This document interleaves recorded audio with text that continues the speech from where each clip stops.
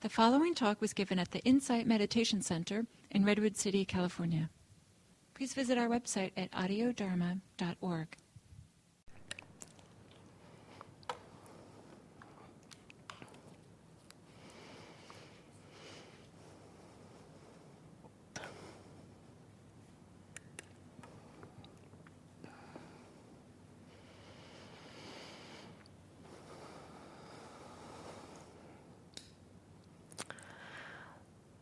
So I want to start this morning with some instructions. Often in these day-longs we come and there's a silent sitting to begin, but the form of practice that I'd like to offer today is quite a bit different than some of our usual day-longs. And so I want to orient you to the way we'll be practicing today. The style of practice that I'm offering is based on teachings that I learned from my teacher Sayadaw U Tejaniya, who is a Burmese meditation teacher. And his style of practice, I would call it a pure mindfulness practice. It emphasizes mindfulness moment to moment throughout our day. And I would also call it a receptive practice, a receptive mindfulness practice. Sometimes in our mindfulness practice, we choose something to pay attention to. We choose the breath, for example, as a place to orient and pay attention to in order to cultivate that quality of mindfulness. In this practice, we don't orient to anything in particular, except for perhaps the recognition of being aware, noticing that we're aware, and then noticing what awareness is aware of in each moment. And so it is kind of settling back and receiving, this is what I'm aware of right now.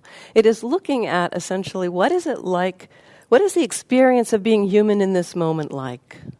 Just getting familiar with experiences in the body as they arise, experiences in the mind as they arise, and being aware of them, being curious about them, looking at what is this human experience. The purpose of practice in general, I would say, all forms of the practice that we offer here, in general, the direction, the aim is that we begin to learn and understand about how suffering works, how we struggle, why we get caught. And in that process of learning about that, our minds begin to reorient and find a new way to relate to experience. One of the things that I've seen in my own practice, in my own experience, is that it does seem that the mind wants to move in the direction of well-being, but it has been really confused about how to do that. And it has some habits, some patterns about getting what I want, thinking that happiness is going to come from getting what I want, getting rid of what I don't want, just, this kind of immediate satisfaction that we go for.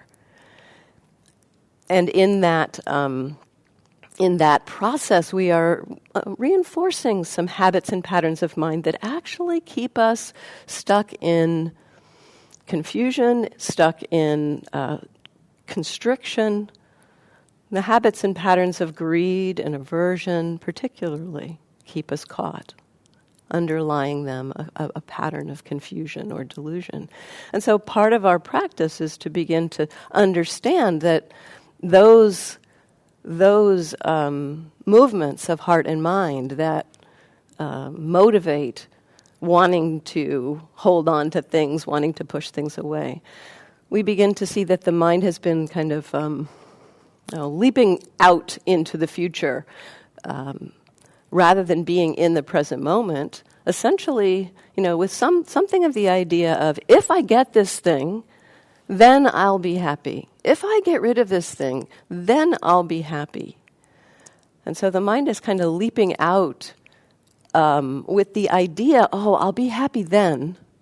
And so it's kind of got this belief that that whatever's happening now is less important in some way than that I head in that direction and get that thing.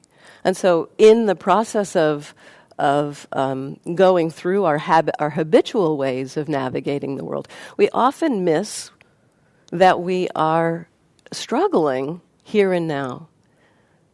We miss that, wow, this pattern of getting what I want, getting rid of what I don't want, creates tension right now.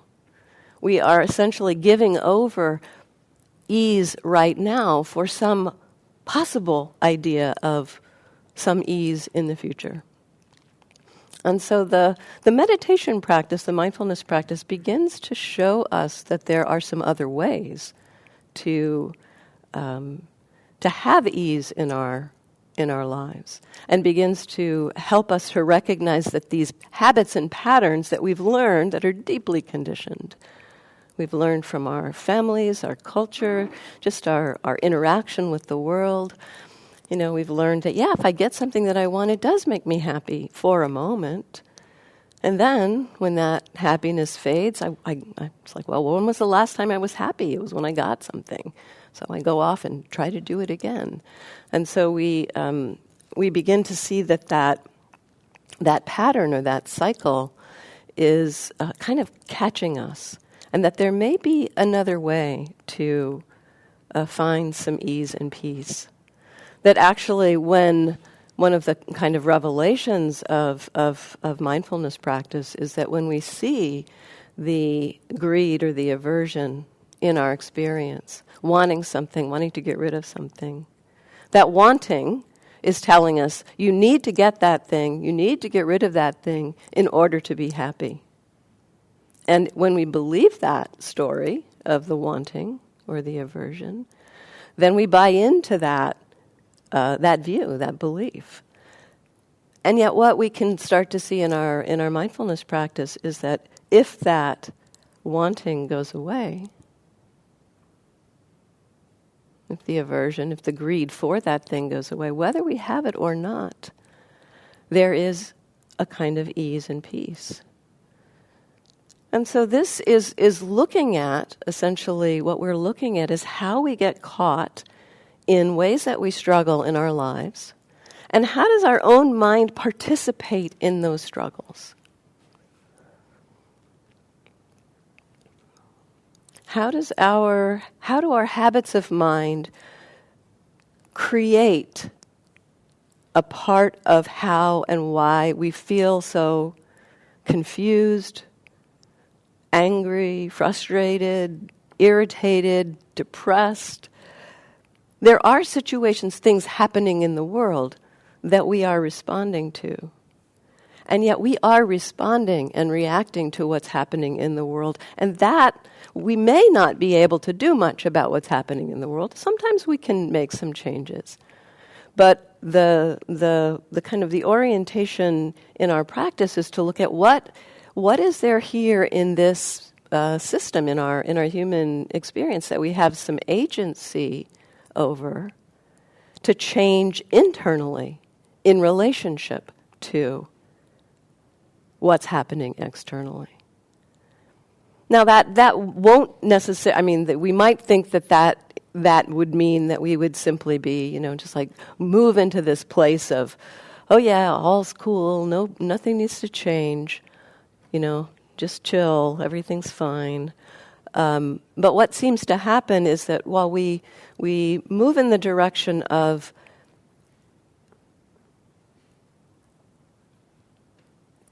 things as they are, recognizing that things as they are as they are, and we move in the direction of less reactivity of greed, aversion, and delusion.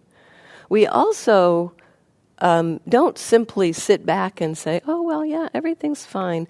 There are ways that the release of the kind of constricted reactions to what's happening, when those are no longer in the way, there's room for wiser reactions to what's happening, not out of reactivity, but out of compassion, out of patience, out of kindness, out of generosity, out of love, out of wisdom. And so there's that place where in this exploration or this transformation of our minds, these more reactive patterns weaken, and that creates the space for more skillful, helpful, wholesome responses to the world to happen. And so essentially in the practice, we are exploring how do our minds kind of tie us up into knots, tie other people in our environment up into knots with us, and see if we can begin to loosen those knots and respond to the world in a different, more skillful way. And so the practice that we do here at our center kind of helps us to begin to recognize those places and ways in which we tie ourselves into knots. And this particular practice that Sayadaw U Tejaniya teaches kind of goes directly for the mind, goes directly for looking at how is our mind in relationship to experience. And so instead of focusing on, okay, can I be with the breath, can I be with the breath, and then noticing we might get pulled from the breath, we just start by noticing what's here, what's happening right now, and how am I in relationship to it. And that how am I in relationship to it, which Sayadaw U Tejaniya calls the attitude of mind. He encourages us a lot to say, check the attitude. How are you in relationship to what's happening? That attitude, or how we are in relationship to what's happening, is where and how we tie ourselves into knots and tie other people into knots with us. And so that's an important piece of our exploration, is to not only know what is happening in our experience, but to begin to check in, how am I in relationship to it? And so we may have relationships of confusion, of greed, of aversion. So those are those relationships that tie us into knots. You know, there's something happening, there's a difficult sensation in my knee, a painful sensation, we would call a painful sensation, and we don't like it. So the sensation is one thing, and the relationship of not liking is another. The wanting it to go away, the hating it, the aversion, that's what we would call the relationship. And so our practice is to begin to recognize that these relationships often go unrecognized. And in going unrecognized, those kind of hidden attitudes start driving our choices. They kind of motivate us to act out of their energy, and so that aversive energy of, I don't like this pain, and it's like this is not good, and it can spiral. It's like it can make us believe that we're going to end up with cancer in our knee if we keep sitting with this pain, and we need to go off and leave the day. I mean, it can amazingly get quite elaborate pretty quickly. And so this practice is beginning to just recognize, okay, well, there is the pain, there is the unpleasant sensation, and there is this aversion, this not liking. And then we begin to see that those things interplay. That it's not simply that there is aversion and not liking, but the not liking actually, when we are caught by it, it seems to have a feedback loop with the painful sensation and, tightens it. And so it actually ends up with more pain. The aversion itself is a painful experience. The pain is painful. And those two of those together, it's not simply additive, it multiplies. It becomes much stronger. And so when we don't notice those attitudes, we are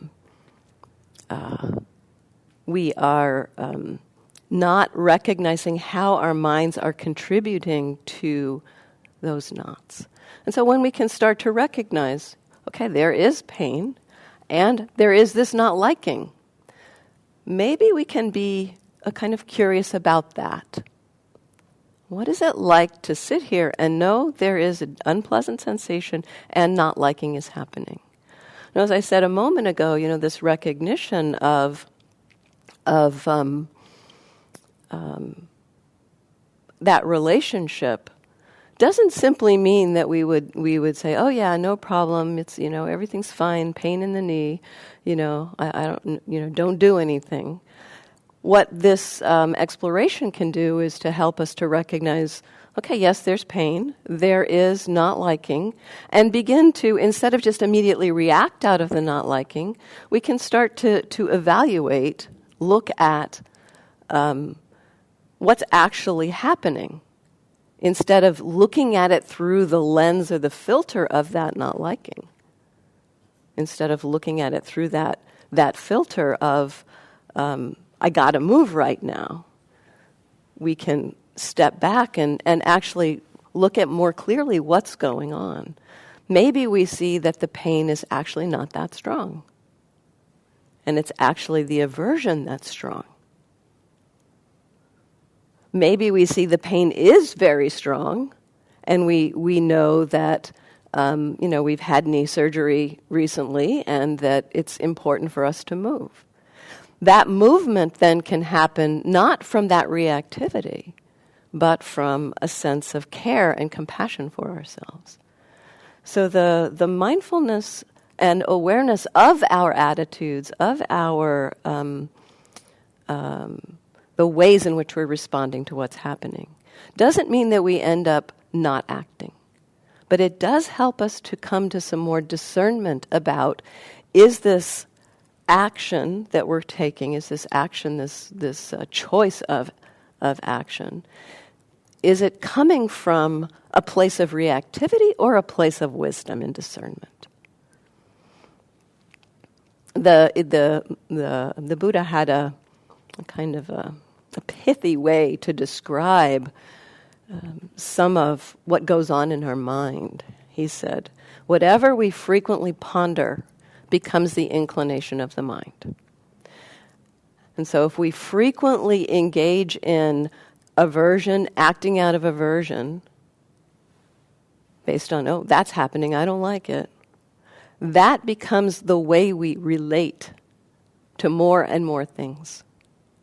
And so an alternative would be, if we frequently relate to experience out of wisdom and compassion, responding out of concern and care rather than aversion, that becomes the inclination of the mind. And so this practice that I'm offering today it kind of goes more directly to looking at the mind, looking at our relationship. And the first thing that we really need to do is to begin to stabilize mindfulness, not on a particular object, but just to stabilize awareness. To be aware that you're aware. Right now, do you know that you're aware?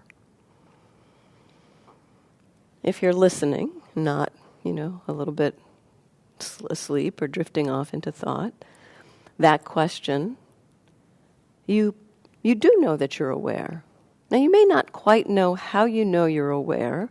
You may not quite know what the experience of awareness is. But that's okay. Just for a moment, just take in, okay, awareness is here. And then what is it that you are aware of in this moment? And just settle back rather than looking for something, just almost wait for something to be obvious. Maybe it's the sound of my voice that's obvious. Maybe the sound outside of the car. Maybe it's a body sensation. So what is obvious in this moment? And how about now? What's obvious in a moment changes, shifts. Maybe right now it's with the sound of the car outside.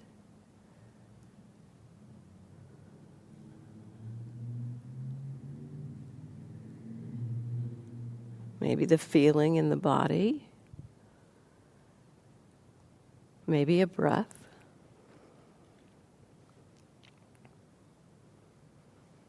And so there is this awareness and what we're aware of.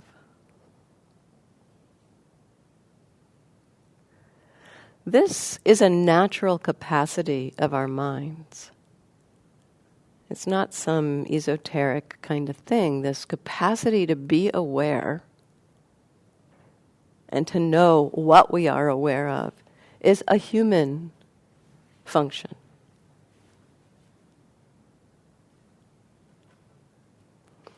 In some ways, I feel like the Buddha was brilliant to highlight this capacity and say, wow, this is really helpful. When we turn this capacity to our experience in this way, to be curious about what this experience is in the present moment, it has a transformative effect on our system, on our minds.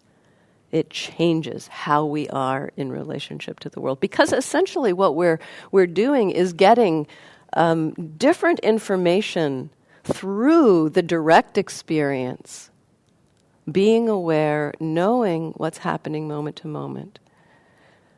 We're getting a kind of a different level of information than we usually get through our intellect, through the way in which we engage through the world, through our thoughts, through our ideas, through our beliefs, and through our views. And so we're kind of touching into this, what's actually happening here. So this is, this capacity to be mindful is an ordinary human capacity that we normally use in the service of our thoughts and our ideas and our views and our beliefs. We become aware of something, we think about it, we decide what to do about it, not based on what's happening, but based on our history, our conditioning. And so this practice is more kind of like, well, what is this experience? Let's let this inform us for a little while. Let's see what's here. So the capacity is human and it's natural. It happens to us all the time that we become aware and we know what we're aware of.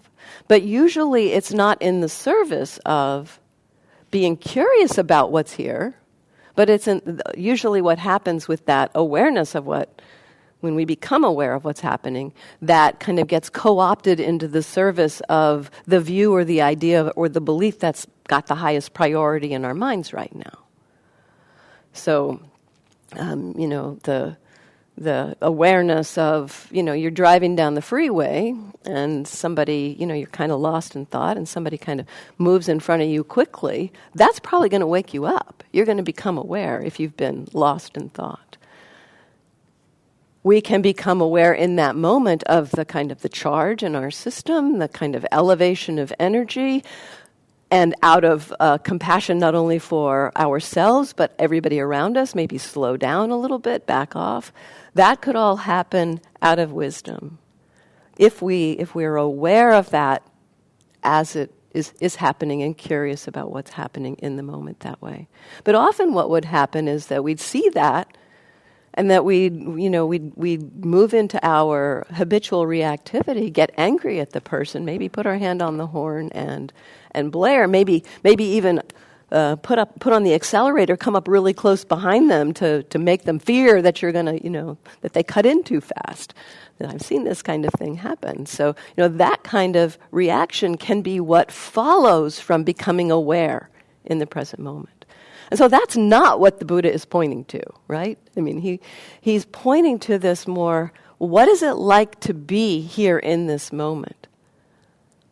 So there's a big difference in becoming aware of experience between, for instance, becoming aware of anger in the present moment happening and knowing, wow, this is anger in the present moment. This is what it's like to be a human being experiencing this. Versus becoming aware of anger and believing the story of anger and following its trajectory. Big difference between those two. And so the practice is that we're exploring here is to begin to become aware with this capacity of natural capacity of awareness and what we're aware of in our human system, but aimed towards the curiosity of our human experience in the moment. This capacity to be aware. I mean, first of all, it's useful to know it's a useful capacity to cultivate, to strengthen that capacity.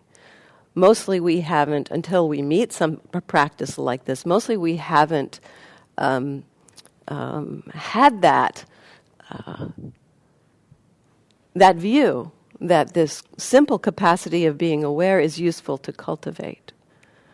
So it's useful to know that it's helpful to cultivate this capacity in this way of being curious about the present moment experience. And something that really supports this capacity to be aware in the present moment with this curiosity is relaxation. Relaxing the body, relaxing the mind. Essentially, when our bodies and minds are relaxed, the tension there kind of pulls us out often into non-awareness. It pulls us out into thoughts of the past or the future. What do we need to do? Our views, our ideas, our beliefs. When there's a relaxation of body and relaxation of mind, there's more room for the natural capacity of our system to be aware and to know what we're aware of to be taking place. And so this is a great place to begin our practice. And Sayadaw U Tejaniya encourages this a lot. This was not my initial response to the meditation training that I had learned before I met Sayadaw U Tejaniya. Now, I am sure that my teachers did not say, be tense and pay attention to the breath. But somehow that's how I took it in, that it was more important to be with the breath somehow. And so when I met U Tejaniya, he this was the first thing he talked about. You got to relax. Relax. Relax. He said it so many times, it began to enter my mind. Oh, relax. Oh, yeah. There would be whole periods where that would be what I would emphasize. Emphasizing just being relaxed, and the mindfulness was connected with that. Just encouraging relaxation. There is a way that mindfulness is being cultivated as we are aware of what it's like for our system to relax. So relaxation is a place that we begin. And with that relaxation, when there is some relaxation, we can begin to recognize, oh, is there awareness? Am I aware?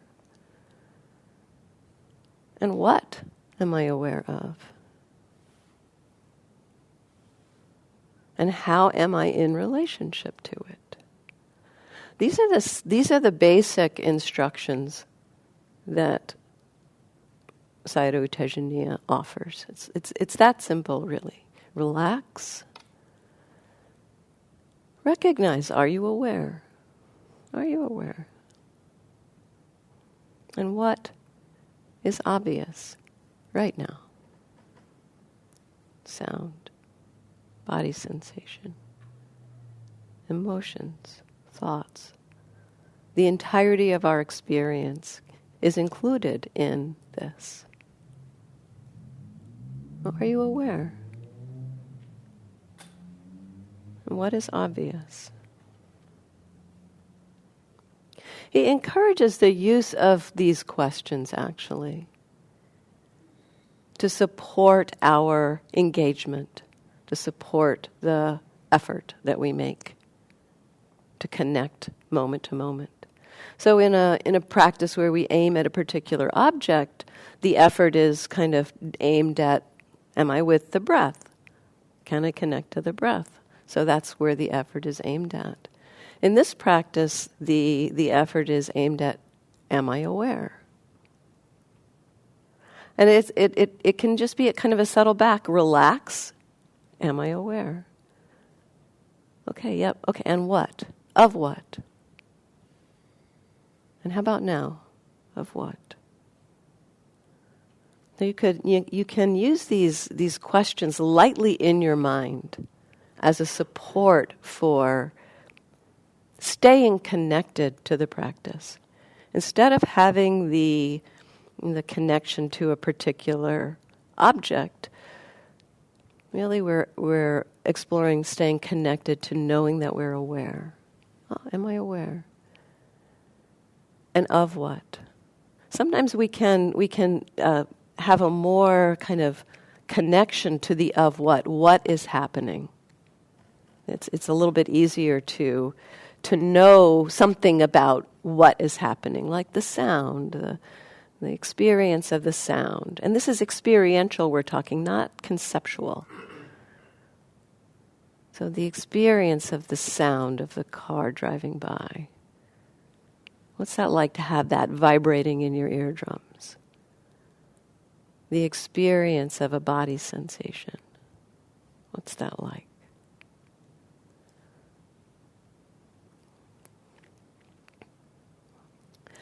And so this, the awareness that we are aware is aware of our mind, because awareness is done by the mind. Then we recognize what we're aware of.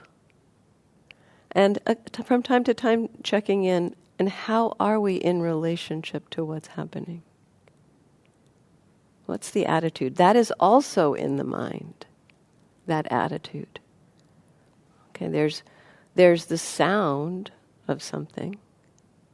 And I find it pleasant or unpleasant. I like it, I don't like it. These things are also happening in the mind.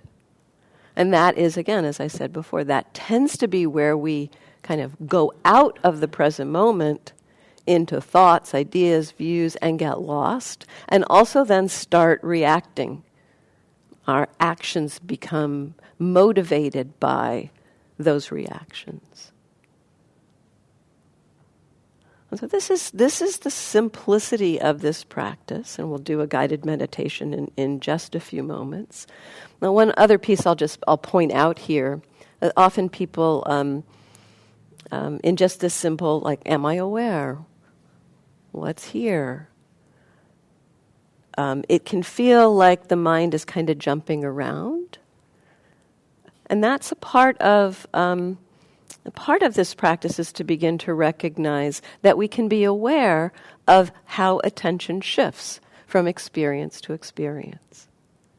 This does not mean that the mind is not aware, but we can be aware of that shift of attention. So here we are, aware, sound, body sensation. So we can kind of follow the attention, follow the shift of attention, and stay with the attention, stay with what it shifts to from experience to experience. We begin to get familiar with that sense of the attention shifting from one thing to another, and can stay present while that's happening. Now, that moment where the attention shifts from one thing to another, that is the prime moment when our mind tends to wander, leaves the present moment, because we don't often notice at times when we're not attuned to this shifting of attention. We often don't notice when the mind picks up on something else, and then when it picks up on something else, we start thinking about it, and then we're lost, we're gone. And so when we can start to attune to that experience of, oh, that mind is shifted to that, okay, oh, and that's gone now, and what's next? What's here? So the continuity of the mindfulness from moment to moment is where the power of the mindfulness comes from, and is a form of concentration. It is a form of, it's in the texts, it's called moment-to-moment concentration. The moment-to-moment knowing of what's happening in the moment, it like draws the thread of awareness through our experience, and that stabilizes the mind. And that's a form of concentration, because as the mind becomes stable, there's much less room for reactivity, much less room for for the mind to get caught in one thing or another. And so that concentration, as the mindfulness gets more continuous, if you've experienced concentration in other forms of meditation where you've been paying attention to one object, there's a way in which you're familiar with the way the mind kind of gets quiet and settled and still. There's a kind of an ease or peace or relaxation in the experience with that concentration. Well, there's some differences with this moment-to-moment concentration. It's not that things get still in the same way, but the same kind of ease and peace and non-reactivity can be there. And so it's a different form of concentration, but it is a very powerful form of concentration that allows us to see very deeply into how our minds do what they do. So let's stand for a moment. We'll take a brief moment to give our bodies a break, and then we'll do a sitting practice.